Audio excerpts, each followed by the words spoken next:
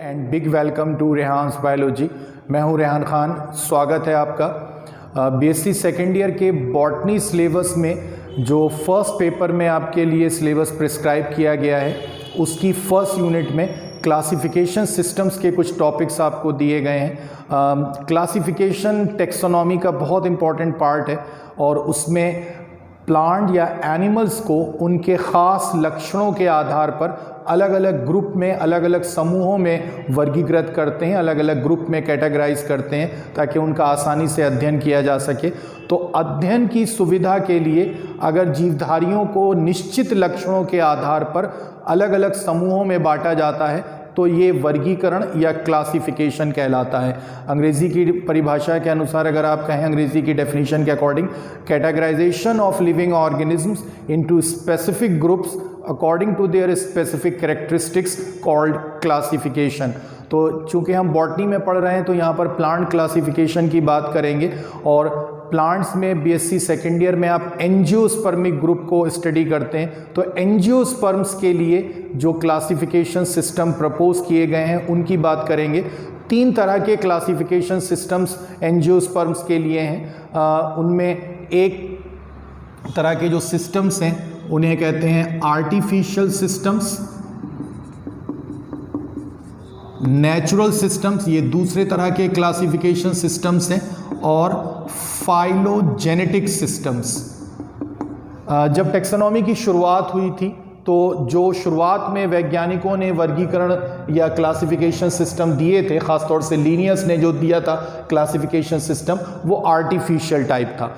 Artificial उन classification systems को कहते हैं जो किसी एक विशेष लक्षण पर आधारित होते हैं, based on a specific characteristic. तो अगर किसी एक लक्षण के आधार पर आप पौधों को या किसी भी तरह के जीवधारियों को वर्गीकृत कर देंगे तो इसको आर्टिफिशियल सिस्टम कहते हैं। ये लीनियस ने जो क्लासिफिकेशन सिस्टम दिया था उसका एक एग्जाम्पल है। नेचुरल क्लासिफिकेशन सिस्टम्स वो कहलाते हैं जो किसी भी पौधों के समस्त लक्षणों पर आधारित होते हैं, प्लांट्स के सारे नेचुरल कैरेक्टर पर बेस्ड होते हैं, वो नेचुरल क्लासिफिकेशन सिस्टम कहलाते हैं। बेंथम हुकर का क्लासिफिकेशन उसका एक एग्जाम्पल है। Phylogenetic classification system modern classification system माने जाते हैं। ये न सिर्फ नेचुरल कैरेक्टर पर बेस्ड है बल्कि ग्रुप्स की सिमिलैरिटीज और उनकी डिससिमिलैरिटीज पर बेस्ड है और उसके साथ साथ इवोल्यूशन पर भी बेस्ड है। तो नेचुरल कैरेक्टर और evolution along with similarities and dissimilarities जो क्लासिफिकेशन सिस्टम बनाए गए हैं वो फाइलोजेनेटिक सिस्टम्स कहलाते हैं। आपके सिलेबस में एंगलर प्रांटल का क्लासिफिकेशन सिस्टम एक तरह का फाइलोजेनेटिक सिस्टम है और हचिंसन का क्लासिफिकेशन सिस्टम जो है वो भी एक फाइलोजेनेटिक सिस्टम है। इनको हम आगे दूसरे वीडियोज़ में डिस्कस करेंगे। यहाँ फिलहाल बेंथम हुकर के क्लासिफिकेशन को डिस्कस करते हैं। तो बेंथम हुकर का जो क्लासिफिकेशन है वो सबसे बेहतर नेचुरल क्लासिफिकेशन सिस्टम माना जाता है। ये बेंथम हुकर का दिया हुआ जो क्लासिफिकेशन सिस्टम है, जॉर्ज बेंथर एंड जेडी हुकर, ये नाम याद रखिएगा। ये दोनों कीव बॉटनिकल गार्डन, जो विश्व का सबसे बड़ा बॉटनिकल गार्डन है, वहाँ पर एम्प्लॉय थे। जॉर्ज बेंथम साहब वहाँ पर डायरेक्टर थे और हुकर साहब वहाँ पर एक रिसर्च स्कॉलर थे। तो इनके द्वारा जो एक किताब लिखी गई थी जेनेरा प्लांटेरम, उस किताब में, उस बुक में ये क्लासिफिकेशन सिस्टम प्रपोज किया गया था। Most practical, simplest and most widely use classification system है बेंथम हुकर का। खासतौर से भारत में, यूनाइटेड किंगडम में और कुछ और दूसरे देशों में जो है बहुत ज़्यादा यही क्लासिफिकेशन इस्तेमाल किया जाता है बेंथम हुकर का। आप भी जब बॉटनी प्रैक्टिकल लैब में प्लांट्स को डिस्क्राइब करेंगे तो उनका classification Bentham Hooker classification system के अकॉर्डिंग ही लिखेंगे। तो 2 बातें याद रखिए। एक, बेंथम हुकर का क्लासिफिकेशन सिस्टम एक नेचुरल क्लासिफिकेशन सिस्टम है और नेचुरल क्लासिफिकेशन सिस्टम वो होते हैं जो पौधे के प्राकृतिक लक्षणों पर आधारित होते हैं, नेचुरल कैरेक्टर्स पर बेस्ड होते हैं। दूसरी बात, बेंथम एंड हुकर का क्लासिफिकेशन जेनेरा प्लांटेरम नाम की उनकी बुक में प्रपोज किया गया था, ये नाम याद रखिएगा। 3 वॉल्यूम में ये बुक प्रपोज की गई थी, पब्लिश की गई थी और उसमें जो क्लासिफिकेशन सिस्टम दिया गया था, अगर हम उसकी आउटलाइन की बात करें तो बेंथम हुकर ने अपने क्लासिफिकेशन में सारे फ्लावरिंग प्लांट्स को यानी कि फिनेरोगेम्स को 3 क्लासेस में डिवाइड किया था। तो जितने भी फ्लावरिंग प्लांट थे, लगभग 97,000 प्लांट्स की एक्चुअली स्टडी की थी बेंथम हुकर ने, और उनकी स्टडी के आधार पर उन्होंने अपना क्लासिफिकेशन तैयार किया था। लगभग 1862 से 1882 के बीच में यह क्लासिफिकेशन सिस्टम बनाया था। तो उस समय के लिए बहुत बड़ी बात थी कि इतनी संख्या में उन्होंने प्लांट्स को एक्चुअली कलेक्ट किया और उनकी स्टडी के बेस पर अपना क्लासिफिकेशन बनाया। इसीलिए इसको बहुत जेन्युइन क्लासिफिकेशन सिस्टम माना जाता है, क्योंकि उस समय ये एक प्रचलन था कि लोग कोई ड्राइंग या कोई फोटोग्राफ प्लांट का देखकर उसके कैरेक्टर को स्टडी करके उसी के आधार पर क्लासिफिकेशन सिस्टम प्रपोज कर देते थे, क्योंकि आने जाने की बहुत अच्छी सुविधाएं नहीं थी। लेकिन बेंथम हुकर साहब ने बहुत सालों तक यात्रा की और उसके साथ में प्लांट कलेक्शन करके एक्चुअल प्लांट्स को देखकर उनकी स्टडी करके अपना क्लासिफिकेशन सिस्टम प्रपोज किया था। तो जो उनका क्लासिफिकेशन सिस्टम है उसमें फ्लावरिंग प्लांट्स यानी कि फिनेरोगेम्स को 3 क्लासेस में क्लासिफाई किया गया है। क्लास 1 डाइकोटिलिडनी, जिनको आप द्विबीजपत्री पौधे कहते हैं, क्लास 2 जिम्नोस्पर्मी और क्लास 3 मोनोकोटिलिडनी, एक बीजपत्री पौधे। तो ये 3 क्लासेस हैं। डाइकोटिलिडनी यानी कि डाइकॉट की जो क्लास है द्विबीजपत्री पौधों की, वो सारे पौधे जिनके इम्ब्रियो में 2 कॉटिलिडन होते हैं, यानी कि जिनके भ्रूण में 2 बीजपत्र होते हैं, जिनके फ्लावर ट्राइमेरस या टेट्रामेरस या पेंटामेरस होते हैं, यानी कि उनके फ्लावर में सेपल, पेटल, स्टेमेन और कार्पल जो हैं, अगर वो 4 या 4 के मल्टीपल में होंगे तो टेट्रामेरस फ्लावर कहलाएंगे, और अगर 5 या 5 के मल्टीपल में होंगे तो पेंटामेरस फ्लावर कहलाएंगे। तो जिनमें टेट्रामेरस या पेंटामेरस फ्लावर हों, एम्ब्रियो में 2 कॉटिलिडन्स हों और पत्तियों में रेटिकुलेट वेनेशन पाया जाए। रेटिकुलेट वेनेशन क्या होता है? रेटिकुलेट वेनेशन, जिसको आप जालिकावत शिरा विन्यास भी कहते हैं, उसमें किसी भी पत्ती में एक मध्य शिरा होती है, मुख्य मध्य शिरा, मिड रिब या मिड वेन, और उससे बहुत सारी लेटरल वेन्स निकलती हैं जो एक जाल के जैसे, एक नेटवर्क के जैसे इस तरह से अरेंज रहती हैं, इस तरह से ऑर्गेनाइज रहती हैं। तो ये जो अरेंजमेंट है वेन्स का, वो जाल के जैसा लगता है, इसीलिए इसका नाम है रेटिकुलेट वेनेशन। रेटिकुलेट का मतलब भी होता है नेटवर्क लाइक। तो ये नेटवर्क के जैसा, जाल के जैसा अगर वेनेशन है तो डेफिनेटली वो पौधे डाइकोटिलिडन्स होंगे, और इस तरह के लक्षणों वाले पौधों को ही डाइकोटिलिडनी सब क्लास में रखा गया है। इसको उन्होंने फर्दर 3 सब क्लासेस में डिवाइड किया। सब क्लास पॉलीपेटेली, सब क्लास गैमोपेटेली और सब क्लास मोनोक्लेमाइडी। सब क्लास पॉलीपेटेली में ऐसे डाइकॉट को रखा था जिनके अंदर पेटल्स फ्री होते थे, यानी कि पॉलीपेटेलस कंडीशन थी। सब क्लास गैमोपेटेली में उन डाइकॉट्स को रखा था जिनके पेटल आपस में जुड़े होते थे फ्लावर में, यानी कि गैमोपेटेलस कंडीशन होती थी। सब क्लास मोनोक्लेमाइडी में उन डाइकॉट को रखा था जिनमें सेपल पेटल का अंतर नहीं होता है। आपने टेक्सोनॉमिकल टर्मिनोलॉजी अगर पढ़ी है तो वहाँ पर अगर आपको डिटेल में ये बात बताई गई थी तो अच्छी बात है कि सेपल पेटल का अंतर ना होने पर फ्लावर में जो स्ट्रक्चर आपको सामने दिखते हैं उनको आप टैपल्स कहते हैं, और ऐसे फ्लावर जिनमें सेपल पेटल का अंतर नहीं होता है उनमें ये स्ट्रक्चर जो है वो पेरियंथ के रूप में डिस्क्राइब किए जाते हैं। तो जिनमें सेपल पेटल का अंतर नहीं होगा यानी कि पेरियंथ पाए जाएंगे, उनको मोनोक्लेमाइडी सब क्लास में रखा था। अब सब क्लास पॉलीपेटेली जो है उसमें सीरीज बनाई है, 4 सीरीज हैं इसमें, 3 सीरीज हैं इसमें, थैलेमीफ्लोरी, डिस्कीफ्लोरी और कैल्सीफ्लोरी। थैलेमीफ्लोरी जो सीरीज है उसमें ऐसे डाइकॉट्स को रखा गया है जिनके अंदर डोम शेप थैलेमस होता है। थैलेमस, ये नाम याद रखिएगा, हिंदी में इसको पुष्पासन कहते हैं, जो ऐसा भाग होता है फ्लावर का जिसके साथ में सारे फ्लोरल पार्ट जुड़े रहते हैं, यानी कि सेपल, पेटल, एंथर और कार्पल वाले पार्ट जो हैं वो थैलेमस के साथ जुड़े रहते हैं। तो अगर डोम शेप गुंबद की आकृति वाला थैलेमस है किसी डाइकॉट प्लांट के फ्लावर में, तो वो पॉलीपेटेली सब क्लास की सीरीज थैलेमीफ्लोरी में रखा जाएगा। अगर डिस्क के जैसा डिस्क शेप्ड थैलेमस है तो उसको डिस्कीफ्लोरी सीरीज में रखा जाएगा, और अगर कप शेप्ड थैलेमस है तो उसको कैल्सीफ्लोरी सीरीज में रखते हैं।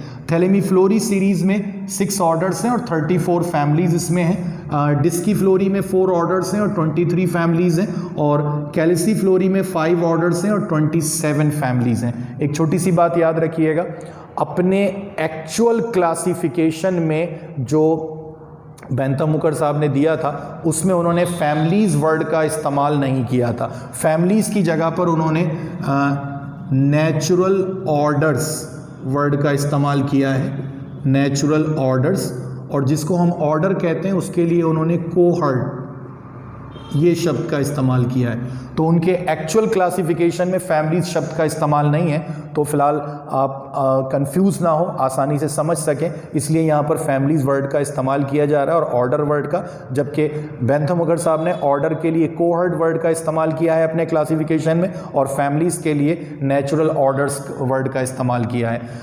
जो दूसरी सब क्लास है गैमोपेटेली, उसमें 3 सीरीज हैं, इन्फीरी, हेट्रोमेरी और बाइकार्पिलेटी। जिन डाइकॉट फ्लावर्स में गैमोपेटेलस कंडीशन पाई जाती है और इंफीरियर ओवरी होती है उसको सीरीज इन्फीरी में रखा गया है। 3 ऑर्डर और 9 फैमिलीज हैं इसमें।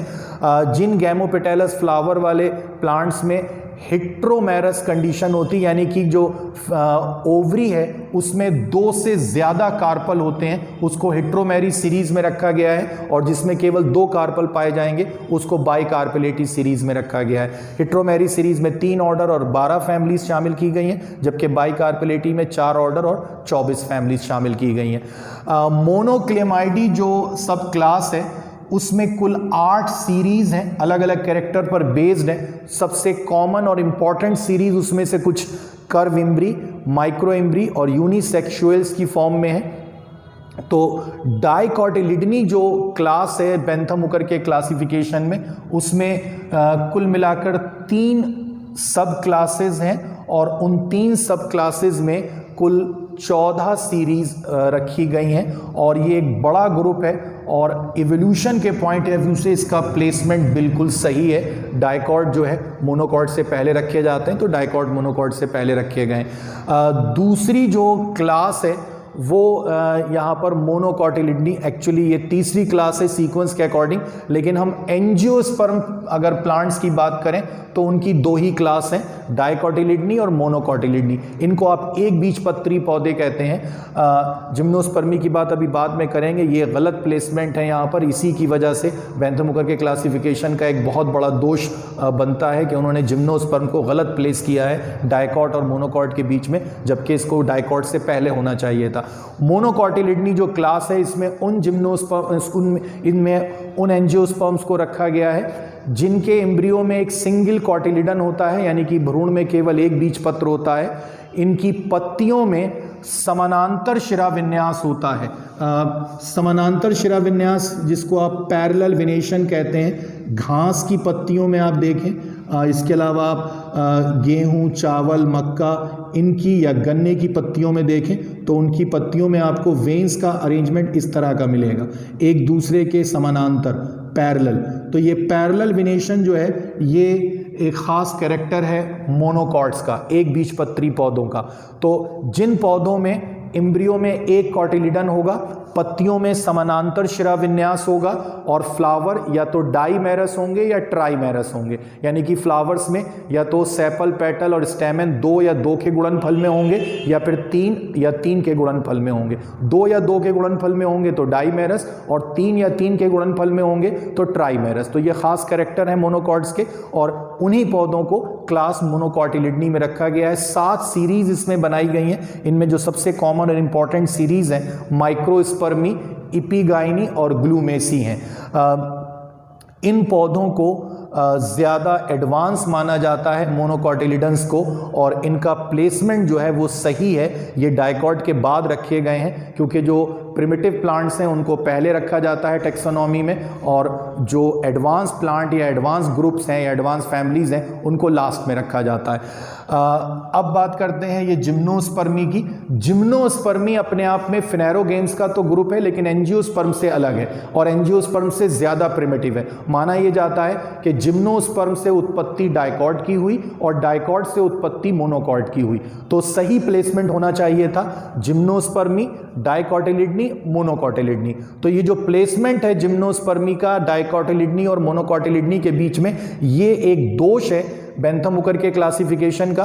वैसे फिलहाल उन्होंने यहाँ पर 3 फैमिलीज इसमें डिस्क्राइब की हैं, नीटेसी, कोनीफेरी और साइकेडेसी, लेकिन हमें यहाँ पर ये डिस्क्राइब नहीं करनी है, हमें केवल एंजियोस्पर्मिक प्लांट के बारे में पढ़ना है। तो हम केवल डाइकोटिलिडनी और मोनोकोटिलिडनी जो क्लास हैं केवल उनको डिस्क्राइब करेंगे।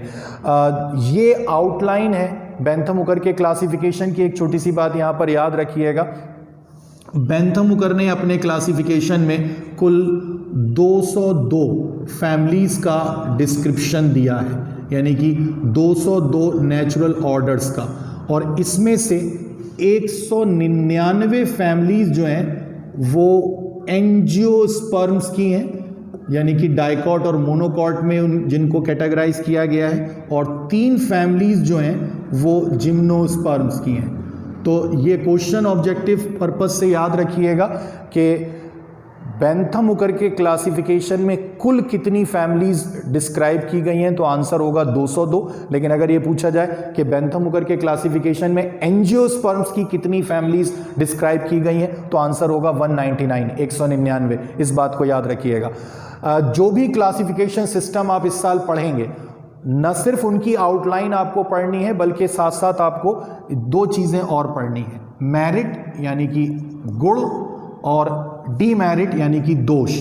तो कोई भी क्लासिफिकेशन सिस्टम जो है उसमें कुछ अच्छी बातें भी हैं, कुछ उसकी मेरिट्स भी हैं और कुछ उसमें कमियां भी हैं, कुछ उसकी डीमेरिट भी हैं। तो बेंथम हुकर के क्लासिफिकेशन में जो गुण हैं, जो मेरिट्स हैं, उनमें मोस्ट नेचुरल क्लासिफिकेशन है बेस्ड ऑन एक्चुअल स्पेसिमेन। ये अभी जो पहले बात कही कि बेंथम हुकर का क्लासिफिकेशन जो है वो प्लांट स्पेसिमेन के एक्चुअल ऑब्जर्वेशन पर बेस्ड है।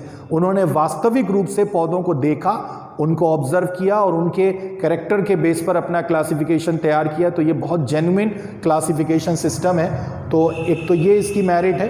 Keys are given. कीज जो है वो ऐसे स्पेसिफिक वर्ड्स होते हैं, ऐसे स्पेसिफिक कैरेक्टर्स होते हैं जिसके बेस पर आप किसी पर्टिकुलर प्लांट को पहचानते हैं कि ये किस फैमिली को बिलोंग करता है। जैसे अगर आपसे कहा जाए कि a plant is given which show certain characters, आपको एक पौधा दिया गया जिसमें कुछ कैरेक्टर्स हैं कि उसमें कैरेक्टर है कि उसमें एक हेड या कैपिटुलम इन्फ्लोरेसेंस है, उसके स्टेमन में सिंजिनेशियस कंडीशन है, उसमें इंफीरियर ओवरी पाई जाती है, हर्बेशियस नेचर का है।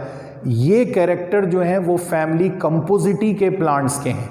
तो अगर आप फैमिली कंपोजिटी पढ़ेंगे बेंथम हुकर के क्लासिफिकेशन में, तो उसकी शुरुआत में कुछ कैरेक्टर्स आपको मेंशन किए गए होंगे जो उस फैमिली के लिए कीज का काम करते हैं, यानी कि उन कैरेक्टर के बेस पर आप किसी भी प्लांट को देखकर तुरंत बता देंगे कि ये फैमिली कंपोजिटी का मेंबर है। तो कीज जो हैं वो हर फैमिली से पहले दी गई हैं, जिसकी वजह से कुछ फैमिलीज़ को आइडेंटिफाई करना प्रैक्टिकली बहुत आसान होता है, और ये बहुत अच्छा एक मेरिट है, एक बहुत अच्छा गुण है उनके क्लासिफिकेशन का। Description and placement of dicot families is satisfactory. जो डाइकॉट फैमिलीज हैं उनका प्लेसमेंट और उनका बहुत वाइड डिस्क्रिप्शन, बहुत विस्तृत वर्णन बेंथम हुकर ने अपने क्लासिफिकेशन में किया है, जो बहुत सेटिस्फैक्ट्री है। इतना बेहतर डिस्क्रिप्शन और प्लेसमेंट किसी दूसरे क्लासिफिकेशन सिस्टम में नहीं है। Placement of monocot after dicot, ये भी एक उनका गुण है कि उन्होंने डाइकॉट को पहले रखा और मोनोकॉट को बाद में, क्योंकि जो आपको पहले बात कही कि ये माना जाता है कि एवोल्यूशन के बेस पर डाइकॉट पहले जिम्नोस्पर्म पहले विकसित हुए, उनके बाद डाइकॉट आए और फिर मोनोकॉट आए। तो डाइकॉट को पहले रखा गया है, मोनोकॉट को बाद में। तो ये एक सही सीक्वेंस है। इसके अलावा कुछ डीमेरिट्स भी हैं, दोष भी हैं, और उनमें सबसे बड़ा दोष वही है जिसको पहले डिस्कस किया जा चुका है, placement of gymnosperm between dicot and monocot. Gymnosperm को डाइकॉट और मोनोकॉट के बीच में रखा जाना, ये सबसे बड़ा दोष है। इसके बाद कुछ क्लोजली रिलेटेड फैमिलीज को डिस्प्लेस कर दिया गया है विदाउट एनी स्पेसिफिक रीजन। कुछ फैमिली जो आपस में बहुत निकट संबंधी थी, बेंथम हुकर ने अपने क्लासिफिकेशन में उनको अलग अलग ग्रुप में, अलग अलग सीरीज या अलग अलग सब क्लास में रख दिया है और उसका कोई खास कारण भी नहीं बताया। तो ये डिस्प्लेसमेंट जो है क्लोजली रिलेटेड फैमिलीज का, ये एक दोष है। Advance families considered as primitive families. कुछ फैमिलीज हैं जैसे ऑर्किडेसी फैमिली है जिसको बहुत एडवांस फैमिली अब माना जाता है, बेंथम हुकर ने उसको प्रिमिटिव फैमिली माना है और उसका प्लेसमेंट भी उनके क्लासिफिकेशन में सही नहीं है। तो काफ़ी सारे ऐसे दोष भी हैं बेंथम हुकर के क्लासिफिकेशन में जो आपको बताने हैं। तो जो भी क्लासिफिकेशन सिस्टम आप पढ़ेंगे और एग्ज़ाम में लिखेंगे तो उसमें न सिर्फ क्लासिफिकेशन की आउटलाइन बल्कि आपको उनकी मेरिट और डीमेरिट भी बतानी है। तो अपना सिलेबस देखिए और पिछले साल के जो पेपर्स हैं उनके बेस पर आप ये गेस कर सकते हैं कि सबसे ज़्यादा जो आपसे पूछे जाते हैं क्लासिफिकेशन सिस्टम वो नेचुरल और फाइलोजेनेटिक टाइप है, जिसमें बेंथम हुकर का क्लासिफिकेशन एक बहुत इंपॉर्टेंट क्लासिफिकेशन है। इंडिया में अलग अलग हर्बेरियम में जो क्लासिफिकेशन इस्तेमाल किया जाता है for the arrangement of herbarium sheet, वो बेंथम हुकर का क्लासिफिकेशन है। वर्ल्ड में और जगहों पर, विश्व की दूसरी जगहों पर हर जगह बेंथम हुकर का क्लासिफिकेशन इस्तेमाल नहीं होता है हर्बेरियम में, लेकिन भारत में सबसे ज़्यादा यही क्लासिफिकेशन इस्तेमाल होता है। तो उसकी बहुत सिग्निफिकेंस है और आपके लिए प्रैक्टिकल वैल्यू भी उसकी बहुत है क्योंकि आप प्रैक्टिकल लैब में भी इसी क्लासिफिकेशन सिस्टम का इस्तेमाल करेंगे। तो अच्छे से ये टॉपिक तैयार करिए और एग्ज़ाम में आपको ये अगर लिखने के लिए आता है तो बहुत बेहतर ढंग से आप आउटलाइन, मेरिट और डीमेरिट लिख सकते हैं।